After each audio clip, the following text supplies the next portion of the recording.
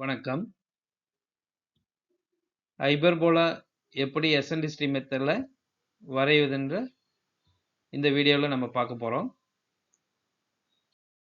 Problem: Construct a hyperbola if the distance between the focus and directrix is 50 mm and eccentricity is 3/2. Also draw the tangent and normal at a point at 40 mm from the directrix. இந்த கொஸ்டின்ல hyperbola draw பண்ண சொல்லியிருக்காங்க. Then the distance between the focus and the directrix, the directrix லைன்ல இருந்து focus point எவ்வளவு distance இருக்கணும்னா 50 mm இருக்கணும். Then eccentricity கொடுத்திருக்காங்க. eccentricity நமக்கு என்னன்னு தெரியும், ஹைபர்போலாவுக்கு it's a greater than 1. சரிங்களா? இங்க எவ்வளவு கொடுத்திருக்காங்க, 3/2 கொடுத்திருக்காங்க. 3/2 டிவைட் பண்ணா இது greater than 1.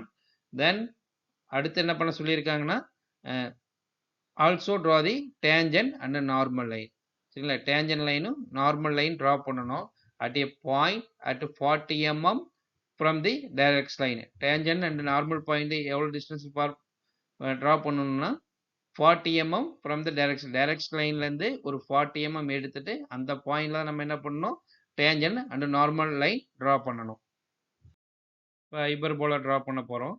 ஃபர்ஸ்ட் ஸ்டெப் என்ன பண்ணணும்னா டைரக்ட்ரிக்ஸ் லைன் டிரா பண்ணணும். ஒரு வெர்டிக்கல் லைன், அதுக்கு டி டேஸ் நேம் கொடுத்துக்கிறோம். Next step axis line draw பண்ண போறோம். ஆக்சிஸ் லைன் டி டேஸுக்கு பர்பெண்டிகுலர் லைன், ஒரு ஹாரிசான்டல் லைன் டிரா பண்றோம். இதோட நேம் ஏ டேஸ். இதுதான் ஆக்சிஸ் லைன். அடுத்து ஃபோக்கஸ் பாயிண்ட மார்க் பண்ணணும். நமக்கு கொஸ்டின்ல என்ன கொடுத்திருக்காங்கன்னா, ஃபோக்கஸ் பாயிண்ட் டைரக்ட்ரிக்ஸ்க்கு உள்ள டிஸ்டன்ஸ் எவ்வளவு சொல்லியிருக்காங்க, 50 mm சொல்லியிருக்காங்க. இப்போ ஸ்கேல் யூஸ் பண்ணி டைரக்ட்ரிக்ஸ் லைன்ல இருந்து நீங்க எவ்வளவு எடுக்கணும் டிஸ்டன்ஸ், இதுல இருந்து எவ்வளவு டிஸ்டன்ஸ் எடுக்கணும், 50 mm எடுக்கணும்.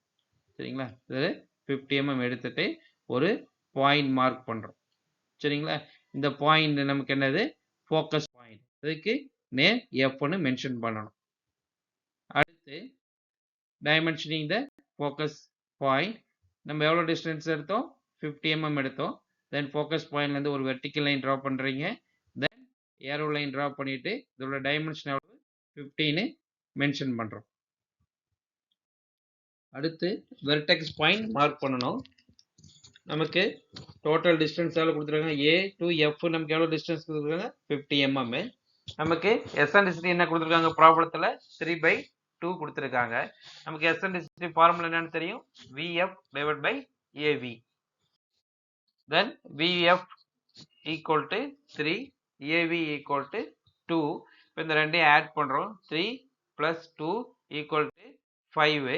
Therefore இந்த 50 mm கொடுத்துருக்காங்களா, இந்த 50 mm இதை ரெண்டையும் ஆட் பண்ணி என்ன வேல்யூ வருதோ ரெண்டையும் ஆட் பண்ணா நமக்கு 5 வருது. இந்த 5 ஆல் டிவைட் பண்ணா 10 mm. சரிங்களா? இப்ப இந்த A to F டிஸ்டன்ஸை நம்ம என்ன பண்றோம், ஈக்குவல் பார்ட்ஸா டிவைட் பண்ண போறோம். சரிங்களா? இப்ப இதுல ஈக்குவல் பார்ட்ஸ் நமக்கு எத்தனை டிவிஷன் வரும்னா 5 டிவிஷன். சரிங்களா? 5 ஆ டிவைட் பண்றோம். இப்ப 10 mm 10 mm நம்ம 5 ஆ டிவைட் பண்றோம். First 1, then 2, 3, 4, 5. இப்ப இது எத்தனை பார்ட்ஸா டிவைட் பண்ணியிருக்கோம், இந்த டிஸ்டன்ஸை 5 பார்ட்ஸா டிவைட் பண்ணிக்கிறோம். each one have 10 mm distance.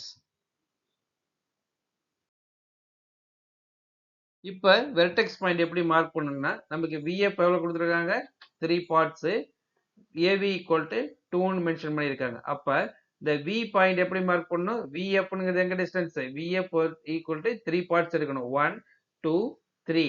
AV ங்கிறது 2, 1, 2. இந்த ஈச் டிவிஷன் தான் எடுக்கணும். தவிர இந்த பாயிண்ட மார்க் பண்ணக்கூடாது. ஈச் டிவிஷன் எதுங்க, 1 டிவிஷன், 2 டிவிஷன். இந்த இடத்துல வெர்டெக்ஸ் பாயிண்ட மார்க் பண்ணணும். கீழே பாத்தீங்கன்னா AV டிஸ்டன்ஸ் பாத்தீங்கன்னா 1, 2.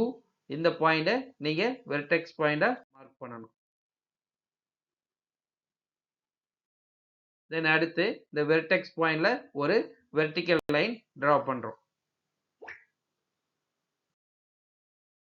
தென் இதுக்கு ஜி ஜி டேஷ்னு நேம் மென்ஷன் பண்ணுறோம்.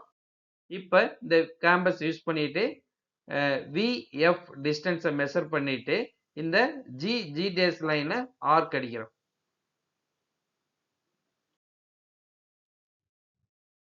அடுத்து இதுக்கு டேஞ்சன் லைன் ஏ அண்ட் ஜி வழியா நம்ம என்ன பண்றோம், இந்த கட்டை ஆர்க் அடிச்சிருக்கோம்ல அந்த லைனுக்கு ஒரு இன்க்ளைன் லைன் டிரா பண்றோம்.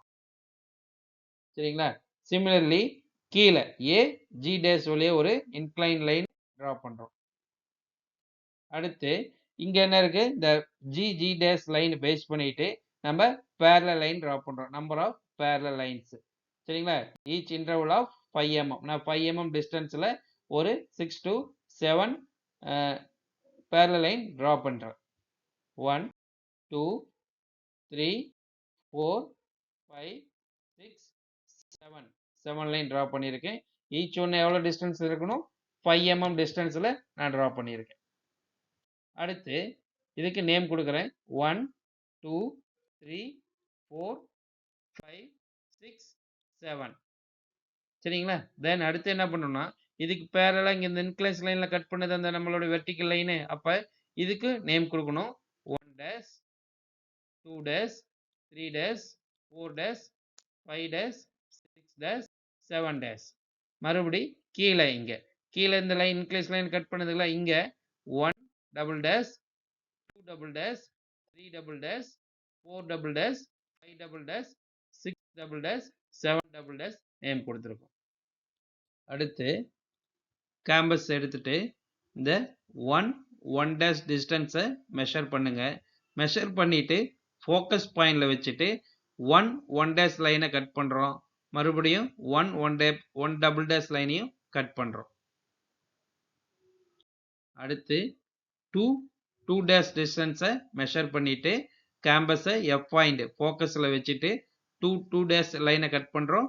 2 டபுள் டேஷ் லைனை கட் பண்றோம். அடுத்து 3 டேஷ் டிஸ்டன்ஸை மெஷர் பண்ணிட்டு 3 டேஷ் லைனையும் 3 டேஷ் லைனையும் கட் பண்றோம். அடுத்து 4 டேஷ் லைனை கட் பண்றோம். 4 டபுள் டேஷ் லைனை கட் பண்றோம். 5 டேஷ் 5 டபுள் டேஷ் லைனை கட் பண்றோம். மறுபடியும் 6 டபுள் டேஷ் லைனை கட் பண்றோம்.